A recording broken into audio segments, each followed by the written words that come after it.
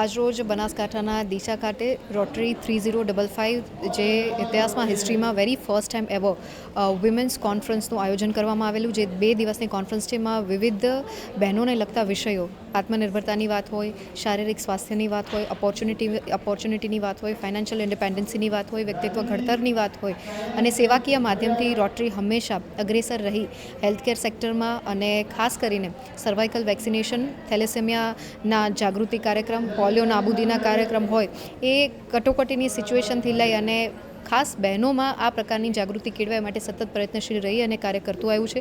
ત્યારે આજરોજ ડીસા ખાતેનો આ કાર્યક્રમ ખૂબ જ સરસ રીતે સંપન્ન થયો, જેમાં બહેનોને માર્ગદર્શન આપવા માટે વિવિધ વિભાગોના સ્પેશિયલાઇઝ એક્સપર્ટીઝ બહેનો છે એમના દ્વારા પણ એમને માર્ગદર્શન આપવામાં આવશે. ત્યારે મને અહીં ઉપસ્થિત રહેવાની તક મળી, એના માટે હું રોટરીનો ખૂબ ખૂબ આભાર માનું છું. આવનારા સમયમાં પણ આ પ્રકારના પ્રકલ્પો સાથે આપ વધારે વિસ્તાર કરી અને બહેનો સુધી પહોંચી અને સશક્તિકરણની નવી પરિભાષા છે એ અંકિત કરી શકશો. એ જ શુભકામના. Thank you.